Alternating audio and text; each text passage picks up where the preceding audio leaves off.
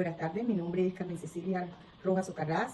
Hoy quiero compartirles una reflexión que nace de un proceso de diseño educativo comunitario en Guacochito, un corregimiento rural afrocolombiano del municipio de Valledupar. Esta charla parte de una idea sencilla pero profunda, poderosa. La educación no ocurre solamente dentro de la escuela. En Guacochito la comunidad también educa. Y cuando digo esto, no lo digo como una frase bonita, lo digo porque durante el desarrollo de este proyecto comprendí que hay aprendizajes que no siempre parecen escritos en el currículo, pero que sostienen la vida de una comunidad. Hoy hay aprendizajes que se transmiten en una conversación, en una historia contada por un mayor, una práctica cultural, en una festividad, en un oficio, en una receta, en una forma de nombrar el territorio, en una memoria que pasa de una generación a otra.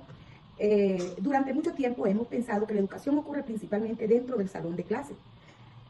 Pensamos en tableros, libros, uniformes, exámenes, currículos, indicadores académicos, pero quiero invitarlos a hacer una pregunta distinta. ¿Qué pasaría si alguna de las formas más importantes de aprendizaje estuviera ocurriendo fuera de la escuela? ¿Qué pasaría si la memoria de los mayores, la oralidad, las prácticas culturales, los relatos comunitarios y la experiencia del territorio también fueran espacios legítimos de educación? La pregunta, ¿verdad? Y más importante aún, ¿qué ocurre cuando una comunidad deja de reconocerse a sí misma como educadora? Bueno, en Guacochito entendimos que esa pregunta no era menor, porque cuando una comunidad deja de verse como educadora, también empieza a perder confianza en sus propios saberes.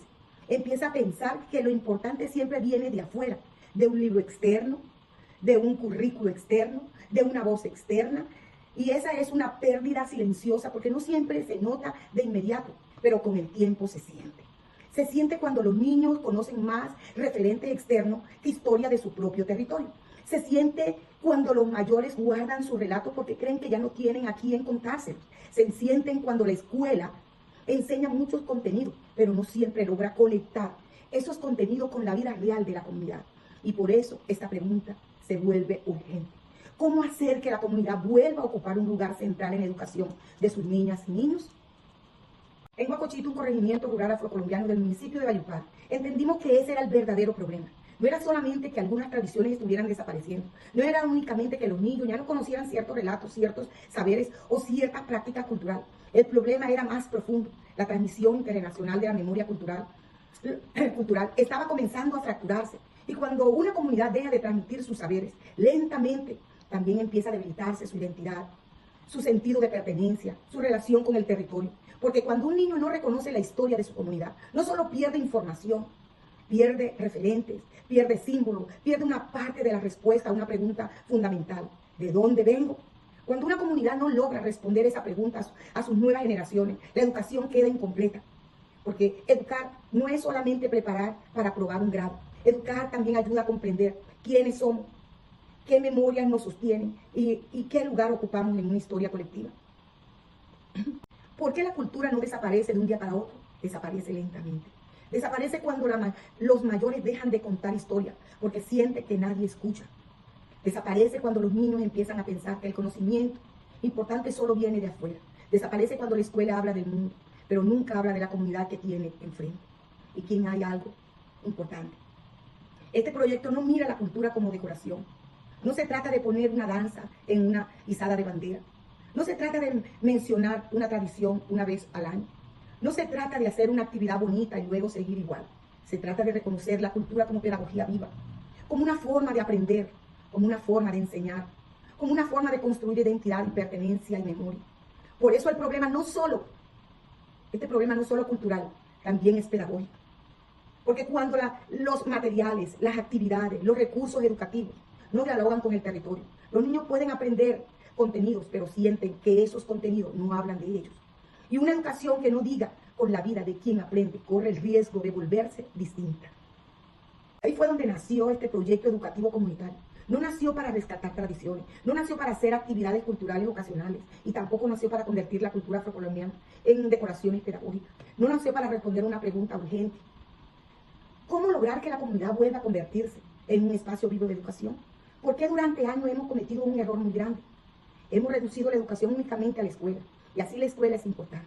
Pero en las comunidades como Guacochito, la educación también ocurre en la oralidad, en la cocina, en las festividades, en las conversaciones familiares, en las prácticas comunitarias, en el río, en los relatos de los mayores, en los conocimientos que circulan cotidianamente en el territorio.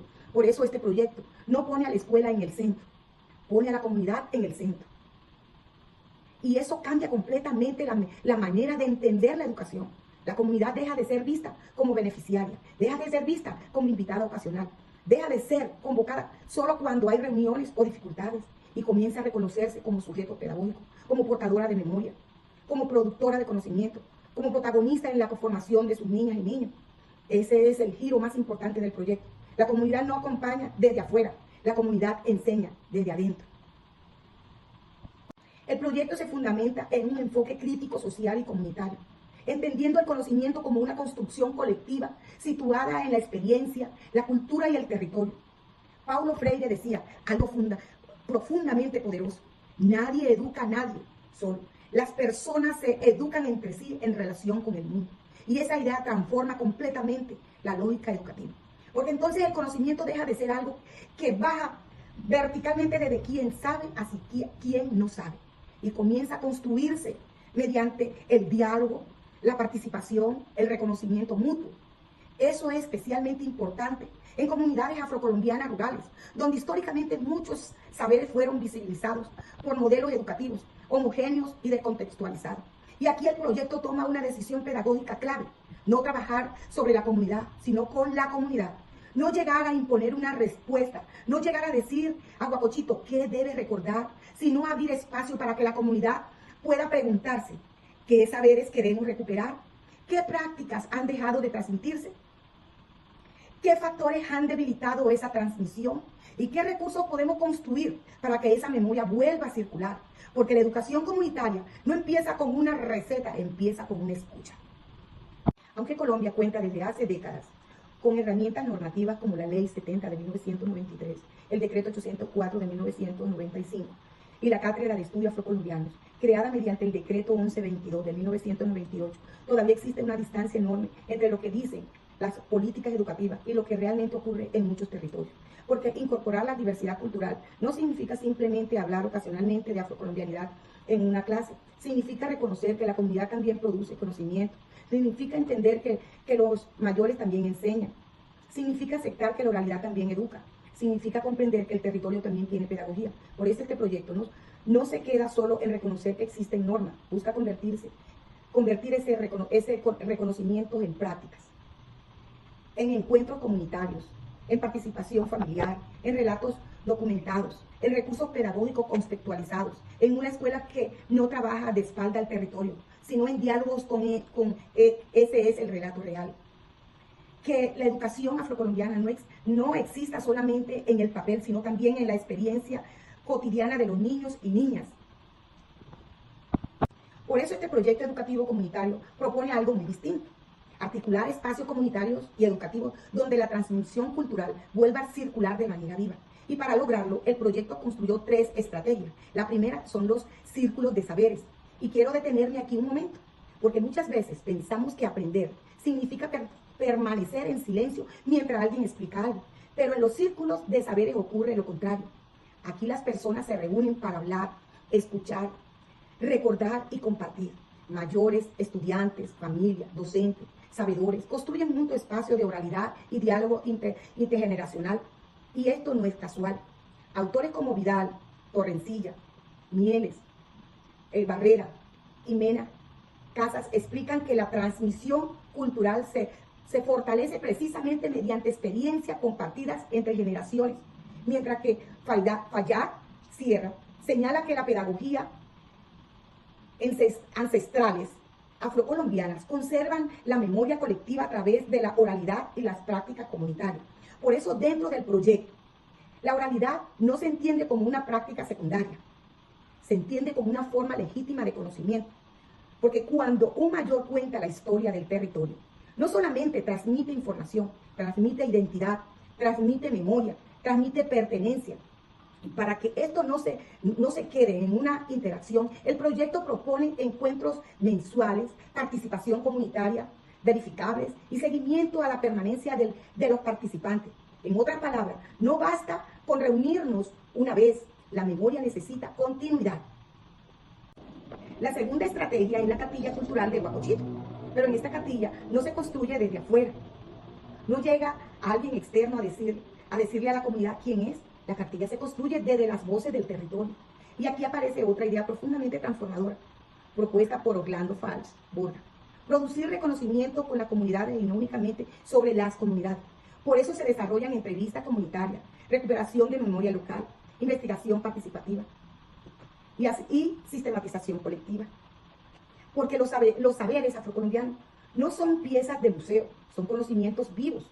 Muñoz Sánchez plantea precisamente eso. Los saberes afrocolombianos se fortalecen en la continuidad y en la participación comunitaria. Y entonces ocurre algo maravilloso. Los niños dejan de ser únicamente receptores de contenidos y se convierten en constructores de memoria culturales. La cartilla no es solo un producto, es una ruta para escuchar, para preguntar, para documentar, para organizar la memoria y para devolverle a la comunidad un recurso construido desde su propia voz. Por eso, esta cartilla no tiene sentido si se hace desde un escritorio. Tiene sentido si nace desde el diálogo con los sabedores, de los relatos de los mayores y de la participación de la comunidad. La tercera estrategia es el rincón de saberes, y quizás esta sea una de las imágenes más poderosas del proyecto. Imagen una escuela donde un adulto mayor entra no como visitante, sino como maestro comunitario. Una escuela donde las familias enseñan prácticas culturales, donde los relatos del territorio tienen espacio, donde la arcilla, las plantas medicinales, la historia local, las tradiciones también hacen parte del aprendizaje. Aquí el conocimiento se construye desde la experiencia, aprender haciendo, aprender observando, aprender participando. Y esto se conecta con lo que Bergweb denomina aprendizaje situado. Un aprendizaje que ocurre en prácticas sociales reales y significativas. Porque muchas veces la educación fracasa no por falta de contenido, sino porque los estudiantes no logran conectar lo que aprenden con quienes son. Y aquí está uno de los aportes más importantes de la pedagogía comunitaria. Comprender que la identidad también educa. Cuando un niño aprende desde su territorio, el aprendizaje deja de sentirse ajeno. Cuando una familia entra al proceso educativo, la escuela deja de sentirse ajena. Y cuando un mayor enseña desde su experiencia, la memoria vuelve a tener un lugar vivo. Muchas veces la educación fracasa no por falta de contenidos, sino porque los estudiantes no conectan lo que aprenden con quienes son. La identidad también educa. Y aquí quiero detenerme en algo importante. Este proyecto tiene una ruta clara. El objetivo general es articular el espacio educativo y comunitario que fortalezca la transmisión de saberes y prácticas afrocolombianas mediante estrategias participativas con la comunidad educativa y el consejo comunitario. Y los objetivos específicos marcan un camino. Primero, identificar los saberes y prácticas culturales afrocolombianas que han dejado de transmitirse. Segundo, describir los factores sociales, educativos y culturales que han debilitado esa transmisión. Tercero, establecer recursos pedagógicos contextualizados que permitan integrar esos saberes en los procesos educativos. Esa ruta es importante porque evita un error común, hacer actividades culturales sin saber qué se quiere transformar. Aquí no se parte de la improvisación, se parte del diagnóstico, se parte de la participación, se parte de la pregunta por los saberes que están en riesgo. Y luego se construye estrategias para esos saberes vuelvan a circular. Porque si no sabemos qué saberes se están perdiendo, no podemos recuperarlos. Si no entendemos por qué se están debilitando, no podemos sostenerlos si no creamos espacios concretos. La memoria queda dependiendo solo de la buena voluntad. Ahora bien, este proyecto no pretende romantizar las comunidades rurales. Guacochito enfrenta dificultades reales, pobreza, limitaciones de infraestructura, falta de agua potable, desigualdad, migración, desplazamiento y profundas brechas históricas. Y el proyecto reconoce esos límites. No promete resolver todos los problemas estructurales del territorio, pero sí propone algo profundamente importante: reconstruir el vínculo entre comunidad, memoria y educación. Y para hacerlo, el proyecto también se pregunta cómo evaluar ese proceso. ¿Por qué una propuesta comunitaria no puede quedarse solo en una intención? Tiene que poder observarse, tiene que poder acompañarse, tiene que poder mejorarse.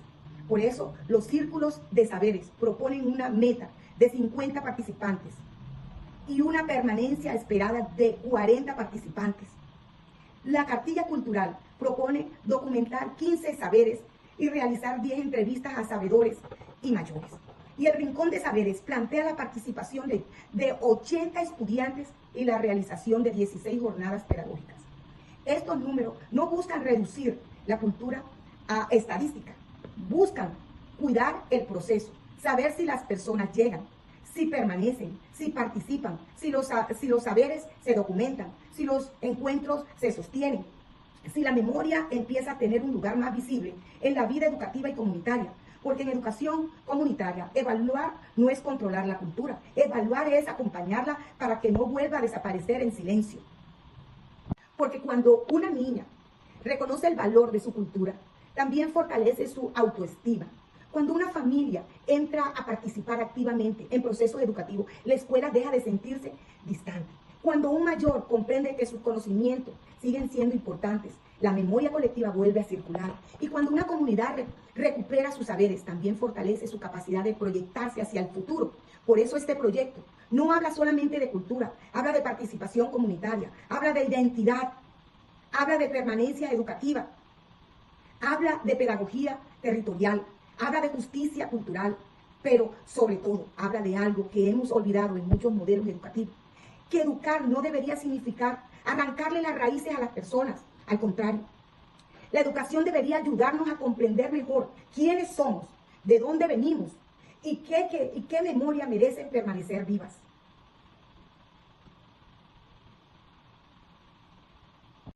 Y quizás ahí esté una de las preguntas más importantes para la educación actual. ¿Cómo preparar a los niños para el futuro sin desconectarlos de su historia? Guacochito nos deja una posible respuesta. Nos recuerda que educar con raíces no significa quedarse en el pasado, significa mirar el futuro con memoria. Significa que los niños puedan aprender sobre el mundo sin sentir que deben olvidar su territorio. Significa que una comunidad pueda reconocer sus saberes. No son atrasados, ni menores, ni secundarios. Son parte de una pedagogía viva, son parte de una identidad, son parte de una forma de leer el mundo. Guacochito nos recuerda que la comunidad también enseña, que la oralidad también educa, que los mayores también son pedagogos, que el territorio también transmite conocimientos y que una escuela puede convertirse no solamente en un lugar donde enseñan contenido, sino en un espacio donde la memoria colectiva vuelve a respirar. Y cuando eso ocurre, algo cambia. El niño ya no mira su cultura como algo lejano. La familia ya no mira la escuela como un espacio triste. El mayor ya no siente que su conocimiento pertenece solo al pasado y la comunidad empieza a reconocerse nuevamente como educadora. Porque cuando una comunidad vuelve a reconocerse como educadora, ocurre algo poderoso. La educación deja de ser únicamente un proceso académico y se convierte en una forma de sostener identidades, proteger memorias y construir futuros con raíces. Esa es la idea que quiero dejar hoy. No basta con enseñar contenido si en ese proceso dejamos por fuera la historia de quienes aprenden. No basta hablar de inclusión si no escuchamos las voces del territorio. No basta con reconocer la diversidad si no permitimos que esa diversidad transforme la manera de enseñar. Educar con raíces es entender que el futuro no se construye contando la memoria, se construye dándole un lugar, se construye escuchando, se construye con la comunidad. Muchas gracias.